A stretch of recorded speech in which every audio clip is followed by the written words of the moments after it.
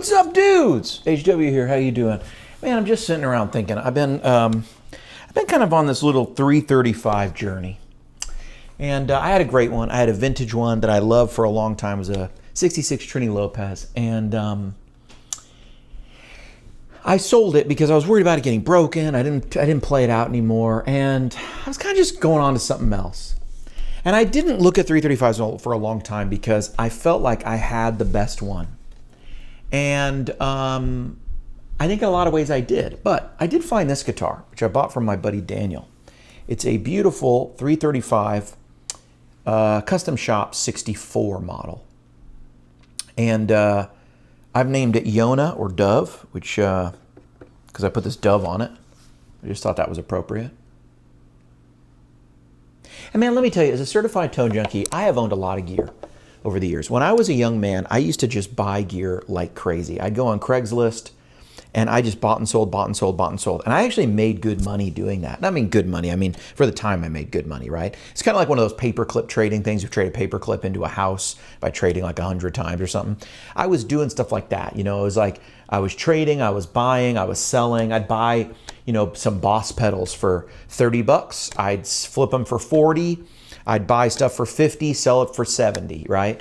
That's the kind of thing I was really into. And sometimes people would throw in some really cool stuff, and it ended up being worth a good amount. One time I got a bass drum mic that was worth like 350 bucks, you know, and I just bought a box full of things for I think like $200. And I had a bunch of SM57s and all sorts of stuff like that, right? High, low, did all that.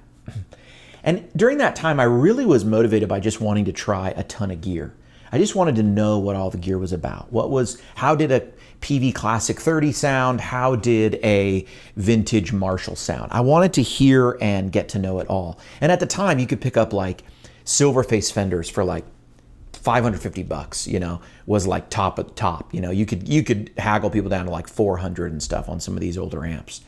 And it was just a long time ago. And, you know, I have a lot of great memories from that time.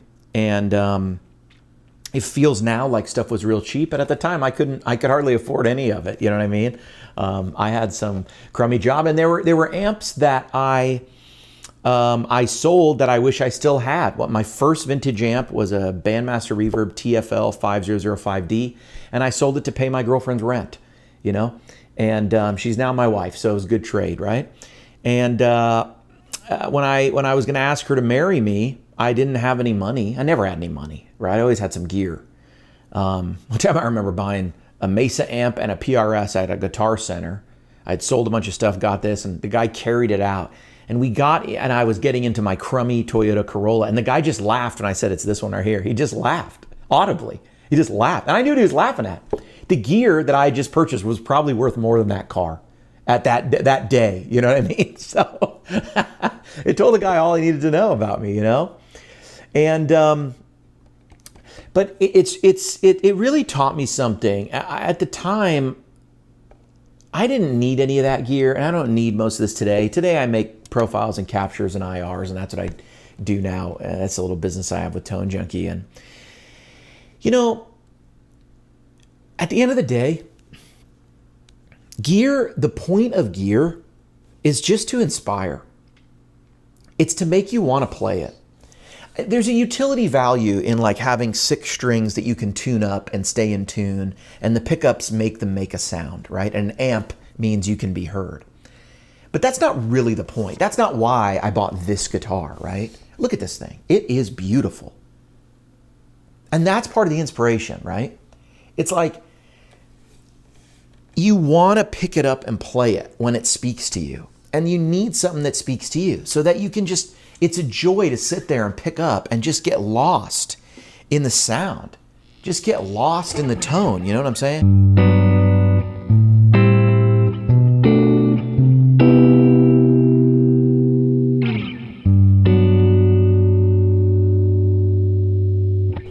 I mean, it's addicting. You know what I'm saying? And it's fun. It's super fun to just...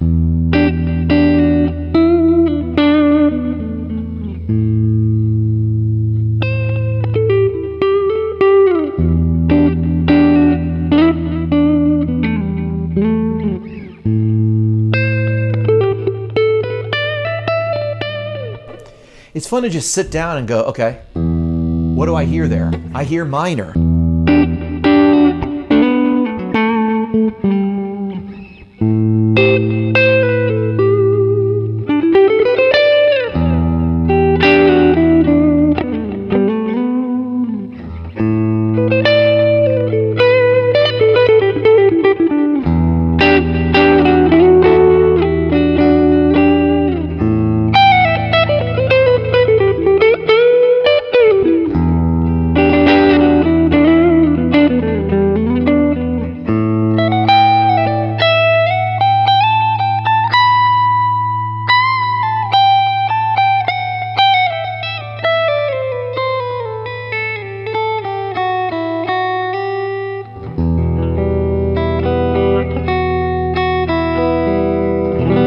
It's just fun to sit down, listen to a tonality, and want to play that thing.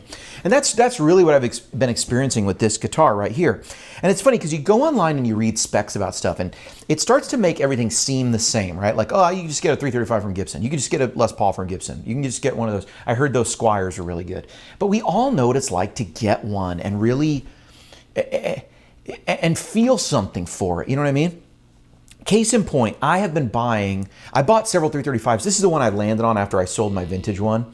And this is kind of the guitar for me for right now and for a while. But let me show you a different guitar that should sound the same, should be as inspiring, and just isn't. Now I'm going to keep this guitar because I started buying a couple of the Epiphone inspired by Gibson custom lines. And this because these guitars have, you know, custom buckers, just like that one. So look at this thing. Beautiful, says Epiphone right there. And it has custom buckers, just like the other one.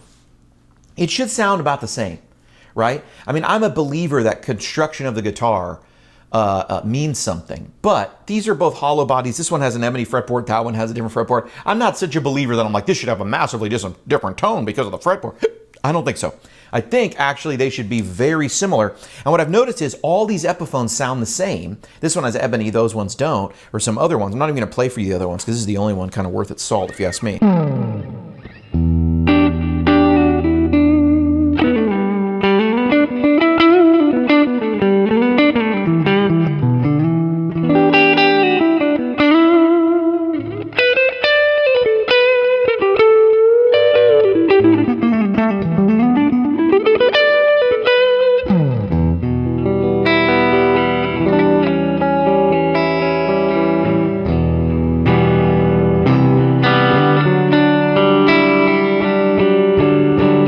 It just kind of has more of a single coily tone, you know what I'm saying? It just...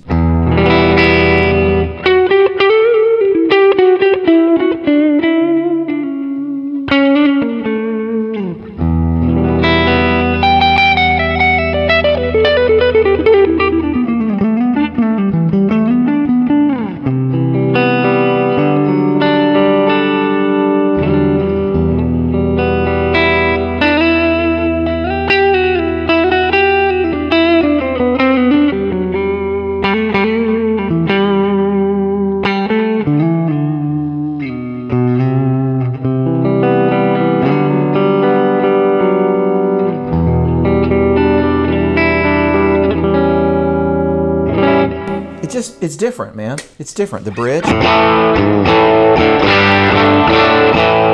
It just has a more clacky, single coily thing. And I hear it acoustically too, you know?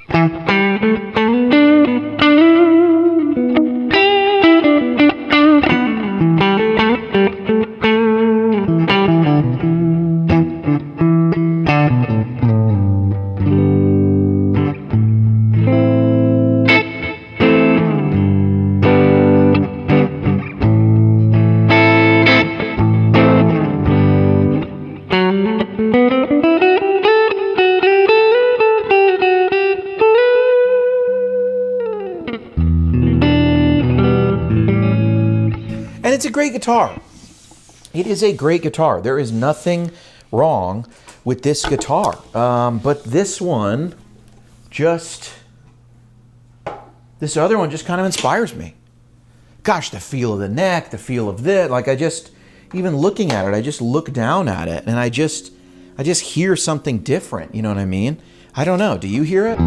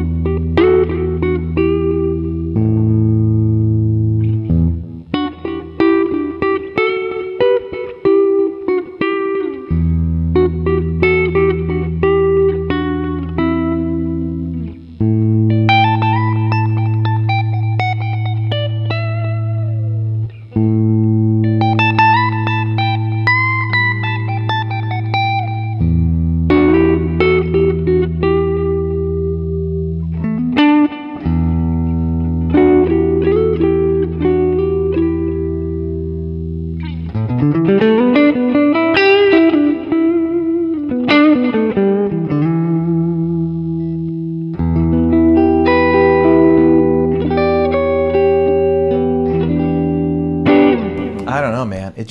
It's got that thing, and I think that's really the point. I think that a lot of times when we're sitting on the internet, and this is really the point, I think that the main point here is that we often sit on the internet and we talk about gear, and we talk about two sets of custom buckers like they're the same. We talk about, you know, a body that's constructed like this, like it's the same. And a lot of times we even put it in tiers, and we go, oh no, don't worry, I have my 335. It's a Heritage, right? So it's just as good as the Gibson. And yeah, that might be a true statement. And though that Epiphone might be made with this factory thing and over here, and it might be better than this, and there might be an Epiphone that's better than a Gibson.